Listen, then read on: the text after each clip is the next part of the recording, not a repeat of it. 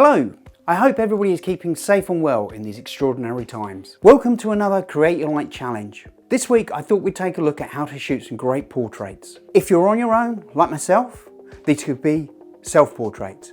If you're with friends or family, we could even look at how to shoot some great group shots as well. I hope you've had a chance to take part in the previous Create Your Light challenges. We've looked at how to shoot with window light. We've also looked at how to gear hack. So that's to make light shapers and light modifiers out of everyday household objects. So you can really create your own light, the light you're actually going to work with. The Create Your Light Portrait Challenge builds on those previous Create Your Light videos. And today I'm going to talk about how to inspire yourself about shooting some portraiture, be it groups or self-portraits, and get you thinking in a different direction about how to look at the spaces you have to work with. There are many considerations to shooting great portraits. Light, which we've already covered in the Create Your Light challenges, plays a big part in shooting a great portrait. You also need to think about composition, your lens choice, and the viewing angle you take relative to your subject. So together, let's take a look at these points and see how they can inspire us to shoot great portraits. Let's talk about composition first. It's a huge subject. I could spend all week discussing it. What I'd like to do is just pick a few of the composition guidelines and we'll take a deeper dive and have a look at those and see how we can use them to inspire us to shoot a bit differently. We have to work with the rooms, spaces and backgrounds that we have available to us. This is my front lounge. I could take some amazing classic portraits in this room, but I'm not going to.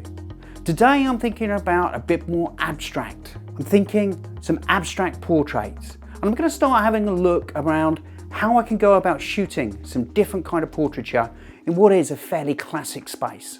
I'm thinking about the way the light is bouncing off of these mirrors. And in particular, the beveled edges really fascinate me with the interesting little facets they give and the multiple reflections.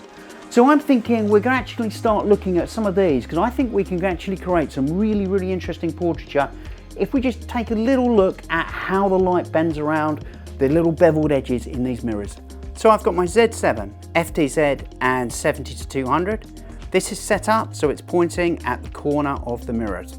I'm using SnapBridge to compose and remote trigger my Z7. And there's our final shot.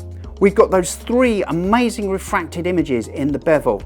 It's very abstract, it's a bit different, it's not everybody's taste, but I like it.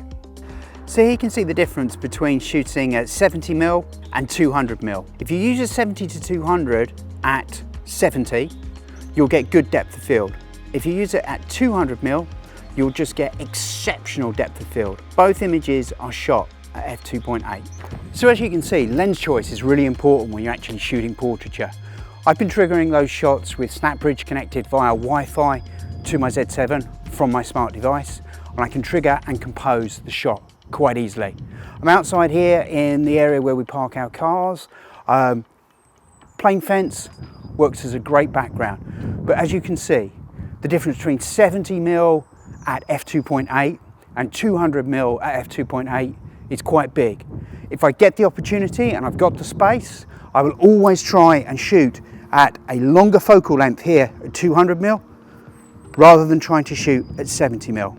I can't always do that, but when I do get the opportunity, I always do try to do that. So I've got a Z7 and 14-30 here. By shooting low and close to my subject with a wide angle lens, I can actually make my subject look a lot bigger than they actually are. As you can see in the frame here, I've suddenly grown an extra few feet. It's a really great technique if you're actually trying to shoot and make somebody look a lot more impressive. So here's another thing you can do for composition. Create what is known as a bokeh background. So a bokeh background is where you have light sources behind you, and if you shoot say on f1.8 or f1.4, you're going to create beautiful circles in the background. You take a look at the image here I've shot. I'm just using some Christmas tree lights. What I've actually done, I have them behind me and I've actually got them in front of me as well, coming towards the camera. So that gives my foreground out of focus and it gives my background out of focus as well. So me being in the depth of field in the middle of that shot, I get the light from the Christmas tree lights, plus I get that beautiful bokeh type effect. All these are just really Christmas tree lights. This lens I'm currently recording the video with is on f4, so I'm not going to get the same sort of bokeh effect that I actually get from when I'm shooting on the 50mm f1.8G that you just saw me shooting with. That was connected to my Z7 with the FTZ, and I was again triggering it via SnapBridge.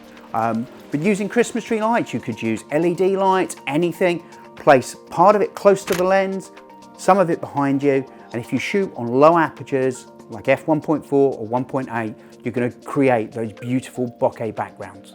I hope you found those hints and tips useful. We'd love to see your images, so share them with us at #CreateYourLight.